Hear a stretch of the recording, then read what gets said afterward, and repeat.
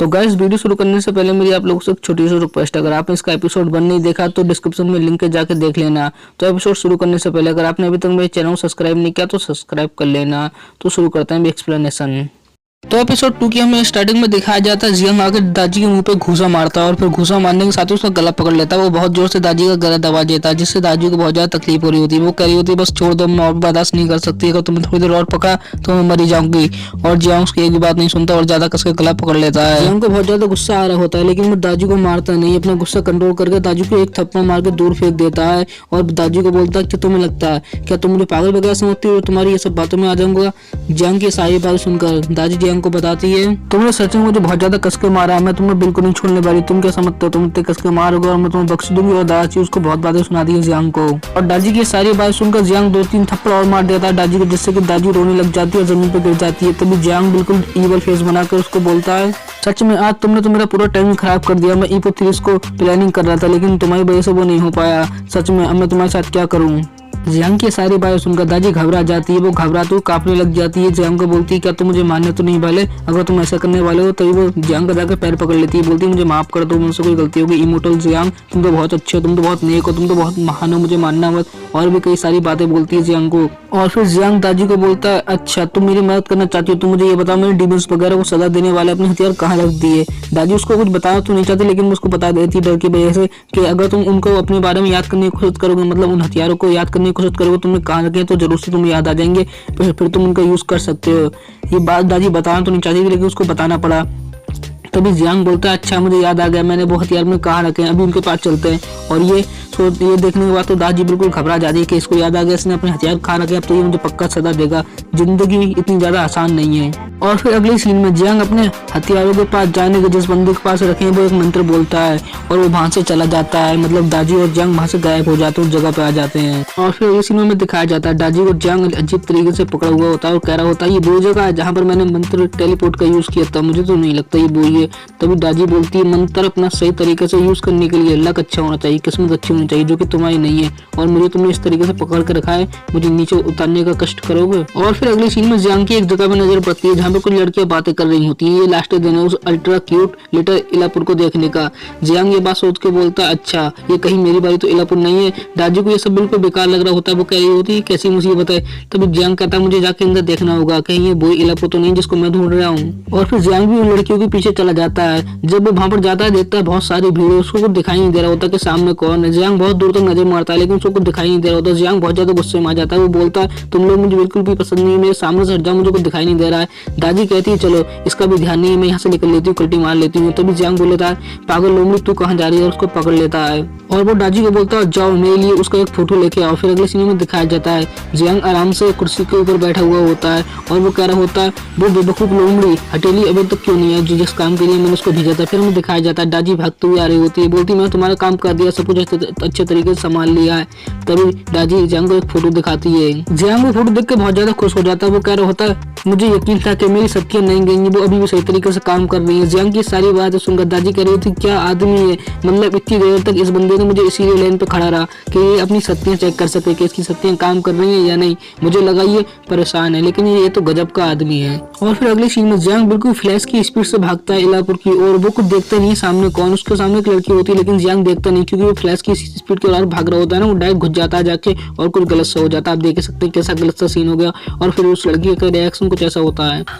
और फिर हमें दिखाया जाता है जियांग इलापुर को ढूंढते हुए और आगे जाता है जहाँ पर कि उसको इलापुर दिख रही होती है। जियांग काफी अजीब नजरों से इलापुर को देख रहा होता है और जैसे इलापुर की नजर जियांग की ओर पड़ती है बोलती है क्या माय गुडनेस, और अचानक से फड़फड़ाने लग जाती है। फिर वो इलापुर जो एक गुड्डे टाइप कुछ था ना, वो एक प्यारी सी लड़की बन जाती है। वो बोलती है मास्टर आप आ गए। तभी जियांग को दिखाया जाता है जो कि बिल्कुल एटीट्यूड के साथ इलापुर को बोल रहा होता है नहीं तुमने मुझे पहचानने में पूरे 3 सेकंड का टाइम लगा दिया, अपने मास्टर को तुमने 3 सेकंड के बाद पहचाना। और इलापुर बहुत ज्यादा खुश हो रही होती है। और फिर अगली सीन में दादी जियांग इलापुर एक जगह पे हमें बैठे हुए दिखाए जाते हैं। जियांग इलापुर को कह रहा होता मुझे लगता है तुम इस टाइम के दौरान बहुत अच्छा अपना जो समय है ना वो बता रही हो, मैंने सही कहा ना। और फिर वो इलापुर के गाल पकड़ के बोलता है मैंने सिर्फ कुछ ही समय के लिए अपनी आंखें बंद की थी, थोड़ी सी नींद के लिए, लेकिन मुझे क्या पता था इतना टाइम हो जाएगा और उस टाइम के बीच तुमने मुझे उठाया भी नहीं। जियांग की ये बात सुनकर इलापुर मुंह फुलाते हुए बोलती है तुम बड़े लोग बहुत ज्यादा झूठ बोलते हो। तभी दो पीछे से लड़कियां आ जाती हैं जूस लेके। और फिर अगले सीन में दिखाया जाता है जियांग बहुत ज्यादा खुश हो गया होता है, उसकी आंखों में दिल बन के आगे होते हैं। वो कह रहा होता है ये जूस बहुत ज्यादा अच्छा है, वो बिल्कुल बहुत ज्यादा बड़ा बड़ा बहुत ज्यादा मुझे अच्छा लग रहा है।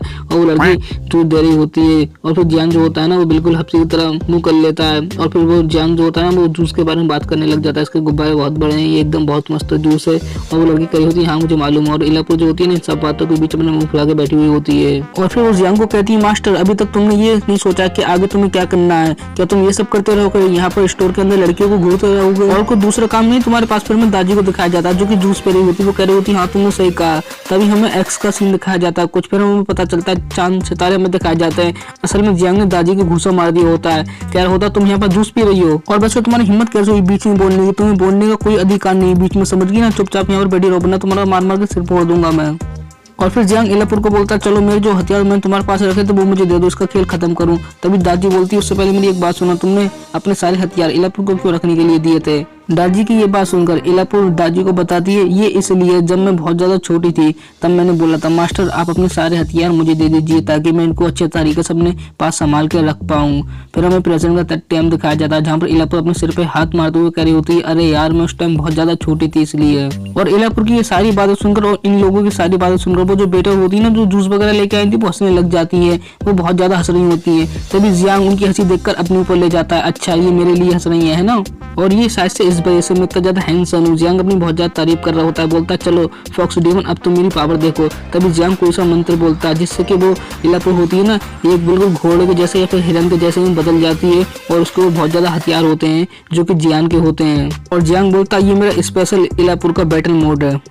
और फिर अगले सीन में जियांग उन हथियारों में से एक चाबुक ले लेता है, बोलता है ये मेरा फेवरेट है, अब तुम्हारा क्या होगा दादी। और बहुत ज्यादा गुस्से में दादी को और बढ़ रहा होता है और हमें दादी को दिखाया जाता है जो कि बहुत ज्यादा घबरा रही होती है। वो कह रही होती है पिछले जन्म में जो भी मैंने अच्छे काम किए हैं उस सबको मिला के कोई ना कोई तुमसे बदला ले लेने जरूर आएगा, तुम्हारे साथ कुछ भी अच्छा नहीं होगा लेकिन मानने से पहले तुम मेरी एक अच्छा पूरी कर दोगे। और ये बात बोलकर दादी वो बबल टी ले लेती है और रोते हुए बोलती है सिर्फ मुझे एक बार तुम ये बबल टी पीने दो प्लीज, मेरे ऊपर यही एहसान करो, मुझे एक बार बबल टी पीने दो, ये बहुत ज्यादा मजा आता है इसको पीने में। दादी की ये बात सुनकर जियांग बोलता है तुमने क्या मुझे पागल समझा, इतने टाइम से नहीं पी रही है अभी अचानक से तुम्हें पीना, तुम्हें क्या लगता है तुम्हारी ये सब बातों में मैं आ जाऊंगा। तभी जियांग वो बबल टी उठा लेता है, बोलता है इससे अच्छा तो मैं इसको पी जाऊं। और फिर जियांग उसको पीने लग जाता है। जियांग को बबल टी बहुत ज्यादा अच्छी लगती है और गुड़गुड़ कर पी रहा होता है। और जियांग जैसे जैसे उस टी को पी रहा होता है उसका दिमाग काम नहीं कर रहा होता, पता नहीं उसको क्या हो रहा होता है। तभी जियांग अचानक से बहुत ज्यादा खुश हो जाता है, बोलता है क्या ये इस दुनिया की सबसे ज्यादा टेस्टी चीज है, क्या ये इस दुनिया की सबसे ज्यादा डिलीशियस चीज है, क्या मतलब ये तो बहुत ही ज्यादा अच्छा है, क्या तुमने इसे बनाया इलापुर।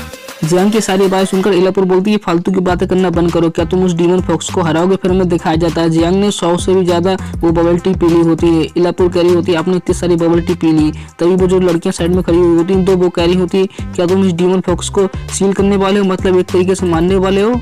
और फिर अगले सीन में हमें दिखाया जाता है इलापुर वहां से कप वगैरह उठा रही होती है और वो जियांग को बोलती है वैसे मास्टर मैंने आपके बारे में सुना था जो आपकी ये थ्री थी ना आप उसको पूरा करने वाले हो ना, जिसको आपने आधा छोड़ दिया था इस डीमन फॉक्स को मारने के बाद, है ना।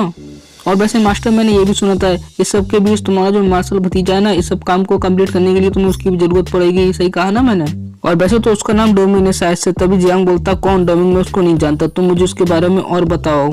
इलापुर बोलती है ये और कोई डोमिन नहीं, जब समंदर में तबाही मची थी तब आपके डैड गए थे, आपके डैड बिल्कुल खत्म ही होने वाले थे, तभी डोमिन ने आपके डैड को बचाने के लिए अपना मांस दे दिया था और ये बहुत कुछ दे दिया था इस बीच। और फिर हमें दिखाया जाता है इलापुर जो बातें बता रही होती है उस बीच वहाँ बहुत सारे शैतान आ जाते हैं और मॉन्स्टर वगैरह भी होते हैं उनके साथ। और ये एपिसोड यहीं पर एंड होता है। जाने से पहले जो लोग अभी तक इस वीडियो में बने हुए हैं उन लोगों से बस मेरी एक छोटी सी रिक्वेस्ट रहेगी, अगर आप मेरे चैनल को नए हो सब्सक्राइब जरूर कर लेना। सब्सक्राइब करने से मुझे मोटिवेशन मिलता है आप लोगों के लिए वीडियो बनाने का। शुक्रिया।